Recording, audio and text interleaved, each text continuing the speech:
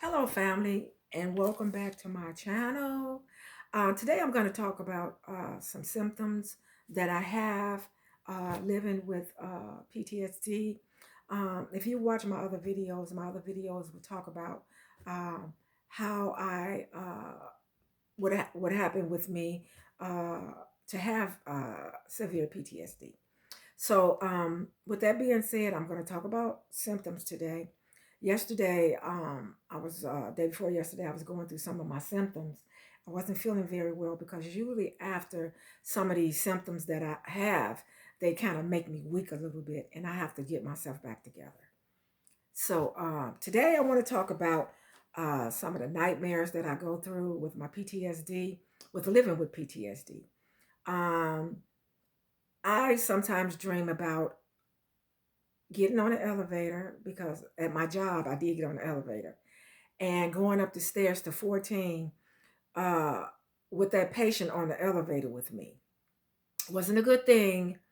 And so I learned how to accept my symptoms.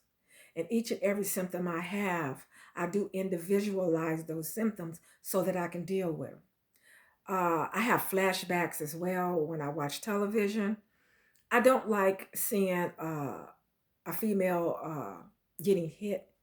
Uh, I don't like seeing anybody with their eyes being blackened. Um, that makes me have a flashback because my physical injuries uh, were I had two black eyes, I had a contusion in my jaw, and a lot of other things that went on with me. You can watch my other videos, and I do explain how I and what happened to me and why I encountering severe PTSD as of today. Isolation is another one of the things that I have problems with right now today. I stay in the house. Um, I'm not going to say I don't like being around people, but sometimes I have a problem being around people because I cannot deal with a lot of drama, uh, a lot of whack with some people because it tends to make me intense with my PTSD, and PTSD is post traumatic stress disorder. Um, I have talked about being a mental health counselor, and just because I'm a mental health counselor does not mean that I'm not human and things can't happen to me. And this did happen to me. Insomnia is another one of the things that I have problem with. I have a bad problem with insomnia, but I don't ever let it get to me. What I do, I stay up all night long. I watch television. I might meditate, read a book. I make sure that I'm kept busy.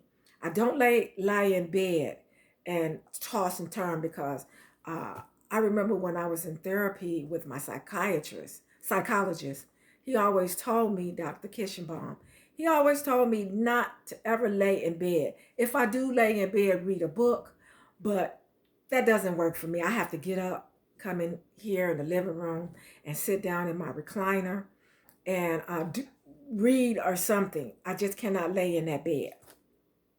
I also have panic attacks. There was something going on in my apartment, and it started to get to me, and I'm dealing with that with management now. And I talked to my doctor about these panic attacks I was starting to have every week. So he did give me a medication that was needed. So I'm going to talk about medications in my next video.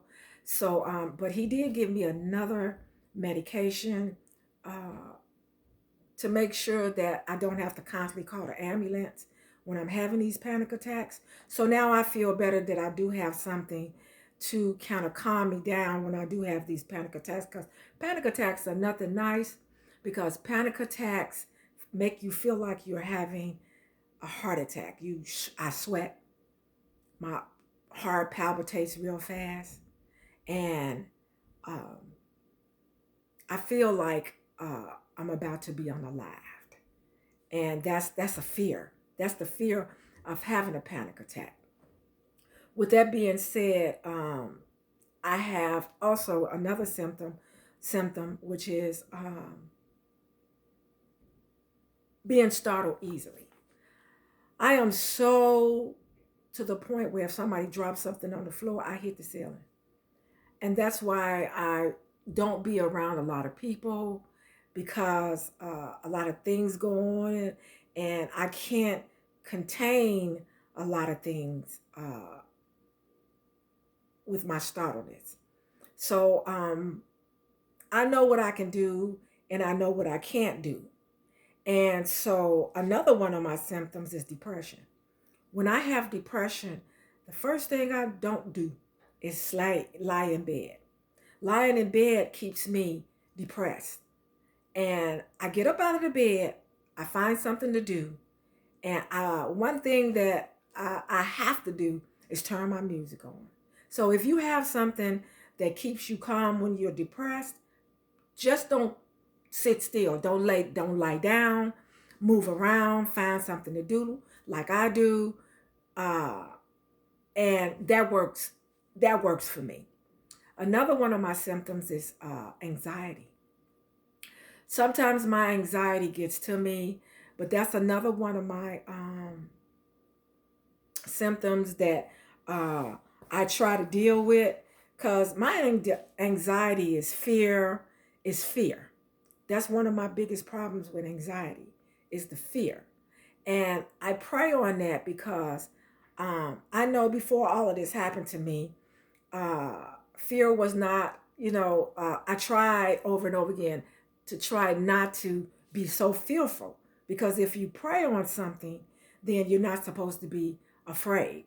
So, with that being said, my PTSD keeps fear in me because of what happened to me.